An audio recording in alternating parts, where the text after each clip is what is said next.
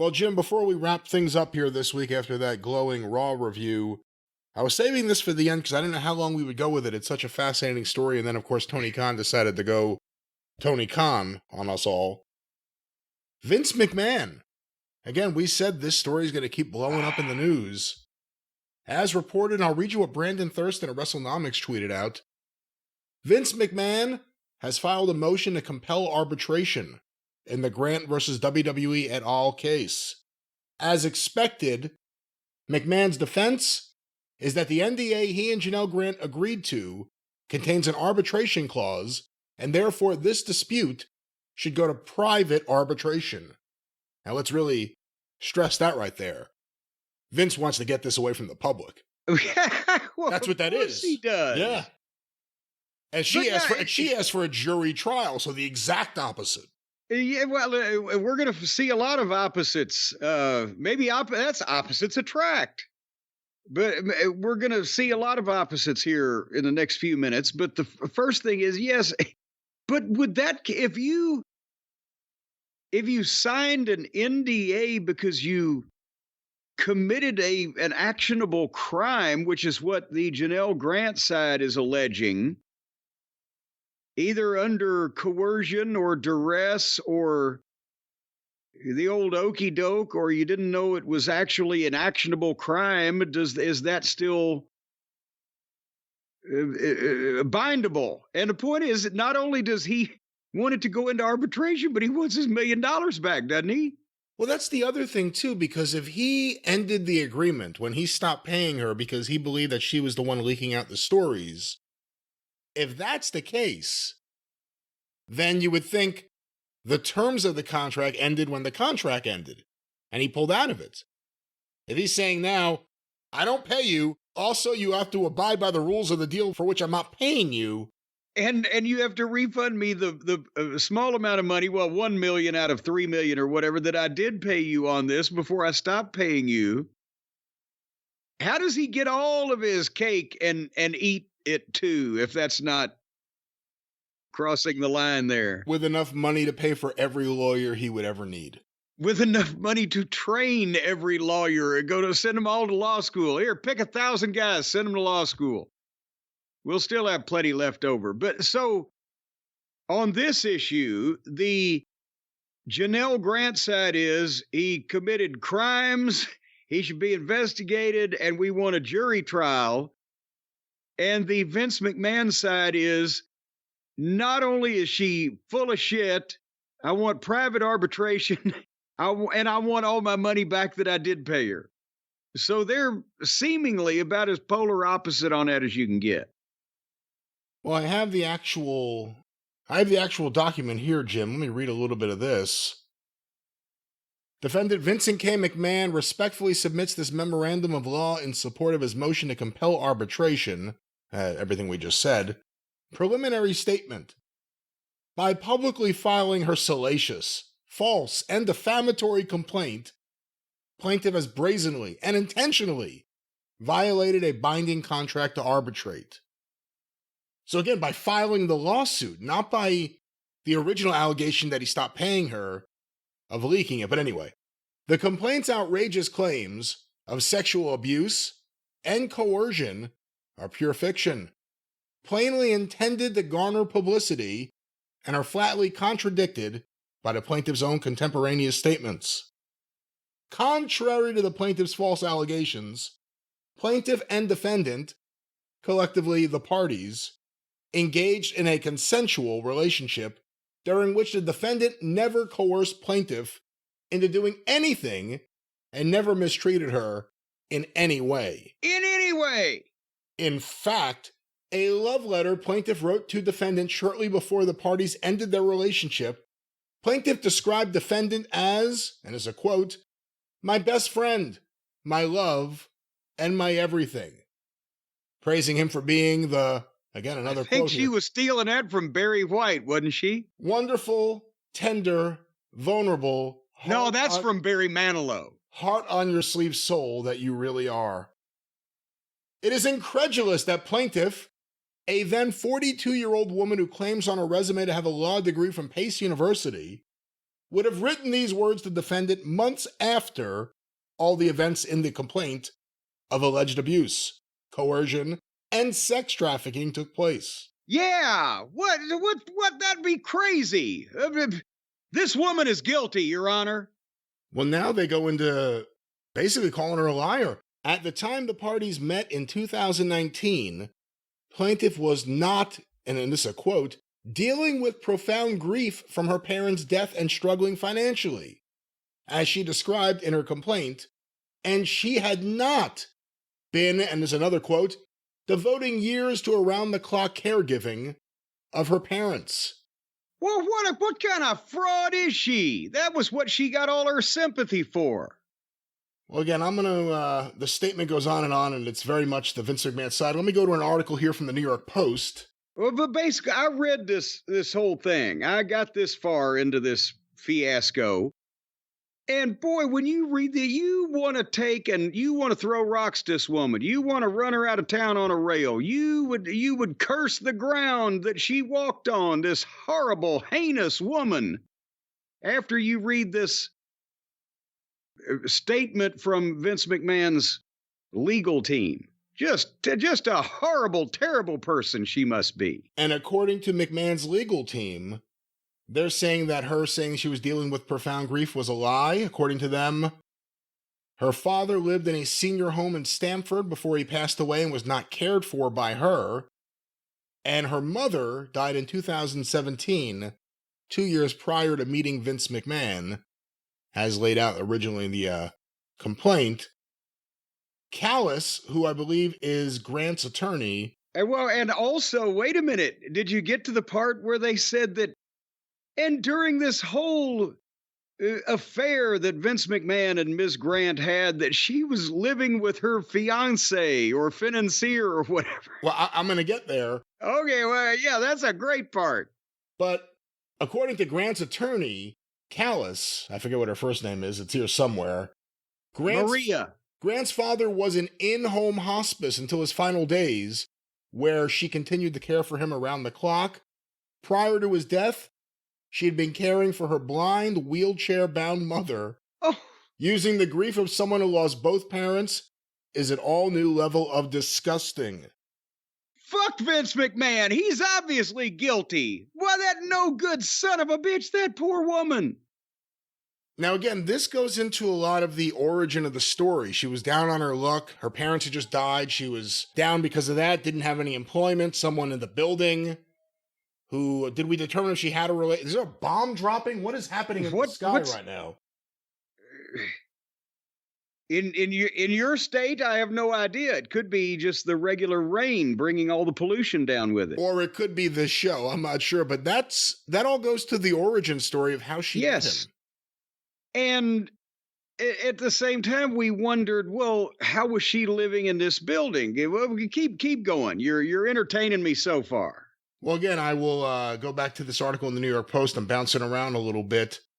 Chief among McMahon's claims were that Grant would often visit him at his Stamford condo, and it's a quote, at all hours, including at 2:30 a.m. That brazen hussy! To pursue their affair and then return back to her condominium, where she lived with her now you got me doing it. Where she lived with her fiancé, attorney Brian Gonclaves, according to the filing. So she was running around on this gala. Damn her, she's guilty. McMahon lived 4 floors apart from Gonclaves in the Park Tower, Stamford, the 36-story condo building formerly known as Trump Park, Stamford. 4 floors away, she's committing adultery and fornication on her poor lawyer financier. Now, her attorneys say that they had called off the engagement and he was allowing her to stay in the apartment as she rebuilt her life. Well, damn Vince McMahon for twisting her relationships for his own evil gains. She's obviously innocent. Fuck him. Well, that sounds like her attorney, who, once again, Ann Callis said Vince McMahon has never known a storyline that he doesn't twist to fit his own shameful narrative. See, it's not like They're arguing minutia here. They are again so far apart, polar opposite. One of these motherfuckers is lying out of their ass. And it seems like every time Vince's side comes up with something, well, look at this. Then Janelle Grant's side goes, yeah, well, fuck you. She was blind and wheelchair bound. Oh God. How can anybody, one side or the other, as we say, and we think we know, but we don't want to pre-adjudicate these official legal matters in the court of public opinion. But the other side has to be so far off of the facts. How do they expect to get away with this? Well, Jim, Janelle Grant's attorneys made a motion to strike the statements Vince McMahon made in the response that we just read. Did they call the bullshit statute? Well, Your Honor, you must strike that because it is pure, unadulterated, grade A bullshit. On Wednesday, Grant's attorneys filed a motion to strike against what they called inflammatory lies made in McMahon's memorandum. Grant's motion says that the statements made were used, and is a quote, as a platform to launch vicious falsehoods attacking Janelle's moral character in an attempt to harass and intimidate her into submission. Boy, that's sure what it sounded like. Here's more from the lawyer's statement. McMahon's easily refuted lies have no place in this case. It was not necessary, reasonable, or responsible to use a public filing to impugn Janelle's moral character. Indeed, McMahon's desperate attempt to distract from the legal substance of the motion highlights its weakness and the weakness of the overall case, of his overall case. Puts a spotlight right on it. This court has inherent power to strike a party's filings. Accordingly, Janelle respectfully requests that the court exercise that power, strike the motion in its entirety, and admonish McMahon and his counsel that such statements have no place in civil litigation. Send us a real one. Send us something serious next time. Is that what they're basically saying? That's what they're saying. Now, Vince McMahon's attorney, Jessica Rosenberg, responded to that. Plaintiff has no right to bring this case in a public court, but did so anyway.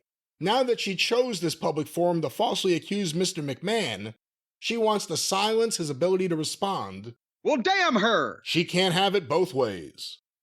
Well, apparently she has in the past, but that's a matter for the courts to decide. Hey, let's behave ourselves right now. Oh, but it's again,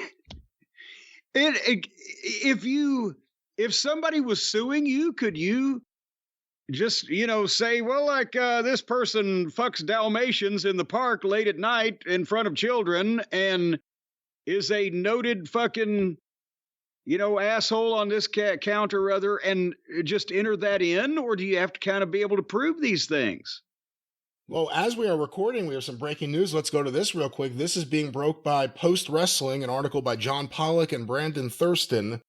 Boy, that's a hell of a tag team right there, John Pollock and Brandon Thurston III. Earlier this week, McMahon's legal team fired back with a strongly worded statement in the ex-WWE chairman's defense when he denied any wrongdoing involving Janelle Grant. The 29-page court filing represented the most substantial rebuttal by McMahon and comes as the 78-year-old has enlisted the services of a public relations firm, Citric and Company. The powerful... Well, go ahead. Citric and Company? Possibly they also deal in the juice business. The powerful firm is led by Michael S. Citric, who has been referred to as one of the most accomplished practitioners of the dark arts of public relations. Oh my God. By Fortune magazine, and another quote here, a public relations puppet master who has pulled the strings behind some of the biggest stories in the media. What do you think? He's the one that leaked out that Vince was fostering puppies and kittens? Is this the first round of Pope Vince the First? Well, that certainly gives you an idea where things could be coming from, but also important to note here, Grant's team is being represented by the agency group for PR. So they both have PR agencies working on their behalves. Oh my God. Oh, the connection with McMahon came through an existing relationship. I can't speak. An existing relationship Citric had with lawyers Mark Kasowitz and Jessica Rosenberg, from Casowitz Benson Torres. Well, that's fucking Court Bauer's fucking lawyers. Well, his wife works there, doesn't she? Well, that's why they were his lawyers. I don't know if they take just every old wrestling promoter's cases, but now they've moved up in the world. Maybe they saw this wrestling shit. We can sue the fuck out of people. All right, so here we are. He files a motion. She files a counter motion. The lawyers are going out in the press and as a crisis. But it's all about team. the motion of the ocean, Brian. Well, and now there's a crisis management team on this. What are your takeaways? I think they ought to call the EMTs and put them both in an ambulance, have ambulance races to settle this. I mean, it's going to be hard to babyface Vince McMahon for any PR. What are they going to do? Make him the Grand Marshal of the Macy's Day Parade? He spent the past 25 years, most of it, trying to piss people off on television. Being a prick, being the master manipulator of the evil empire, being this billionaire boss. And even if people are expected to take that as all storyline, you've got over here, he's maligning the woman with the blind and crippled, mother in the wheelchair that died, or the father's in the wheelchair and the mother died. They're all dead. And she's been... And what about what Laurinaitis said? Laurinaitis said, I'm just as much of a victim in this whole thing as Janel Grant, which kind of means that she's a goddamn victim, according to his viewpoint of it. And I think his lawyer has kind of put out a version of that statement a few times, basically saying he too is a victim. Yes. So a victim of what? Of a fucking consensual relationship that his boss had with some other woman? How can he be a victim of that? Yeah, what's Vince going to say about that? Is he a victim of love? Is he going to say that he was in a consensual relationship with Vince? Or Vince is going to say that he was in with him? No, he was in a consensual three-way, but then later on he figured that he was a victim because... Why? I don't know. That's what I'm saying. See, you got Laurinaitis claiming he's a victim. Vince saying everything was, rosy and breezy. Janel Grant wants a jury trial for goddamn sex trafficking and who knows what are these other charges are. And there, of course, is the mystery physical therapist that was involved in the head pooping. And we don't know whether he considers himself merely an innocent bystander or, And the chef. Fecal matter in the eye. You can put somebody's eye out with that shit. A pink eye. There you see, there you go. It actually is more like a brown eye, actually. But nevertheless, we're degenerating now into mindless effluvia. The point is, these stories are all over the place. And I think it's going to be easier to paint a sympathetic picture, especially if the facts seem to be on... If these facts on Janel Grant's side are not facts, they should be easily disprovable. And somebody probably get the ex-financier boyfriend attorney that's letting her live there. He's going to be under oath at some point. Him, the building manager. I mean, there's a lot of people who are the chef. Vince's assistants. There are a lot of people who are named who are going to have to, say something. Yeah, and Chef's going to say, well, suck on my chocolate salty balls. Put them in your mouth and suck them. That's what Chef used to say. Maybe that's Vince's kind of chef. I really don't know. That was obviously a long time ago, but Chef, Isaac Hayes being chef, I guess, a long time ago. Yes. But... And the Queen of Soul, Aretha Franklin. I guess the big thing is it doesn't look like any of this is going to stop unless she settles, which Vince's side kind of indicated they think may happen, right? Last time we talked about it. No, it's the same point when he's putting out shit like this. Why, if what he's saying... To try to bully her, to try to get her to stop this. But if what he is saying is true, then how can you paint that in a proper light to the public if he says this is all bullshit, this is heinous misrepresentation of facts, everything was consensual, I don't know what this woman's talking about, but I'm going to go ahead and give her several $1 million. So why? If you have $2 billion, you don't mean you can't afford the lawyer. And if it's so indignant to you and morally reprehensible that she should make these baseless allegations, then it doesn't seem like you'd settle just to get her to go away, does it? So, but why private arbitration? Why not put things out in the sunlight's the best disinfectant?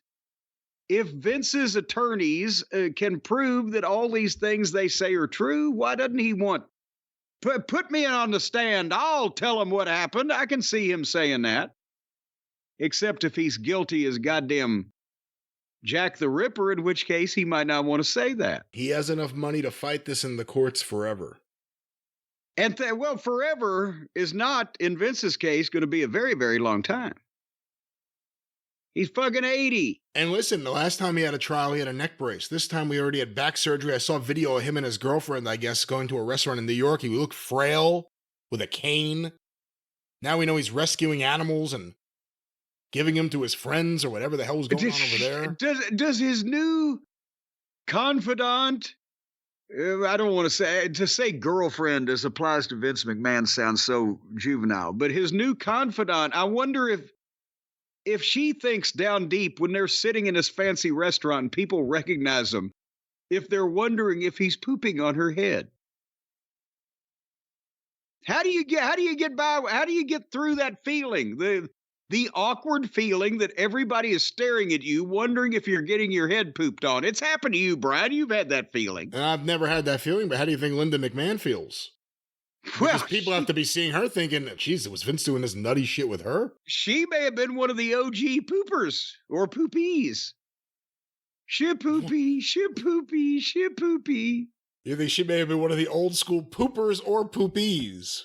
Well, it depends on, which side of your buns your bread's buttered on. All right, well, this definitely, I can't even talk. This sucks and it's degenerated into nonsense, so we will wrap this up.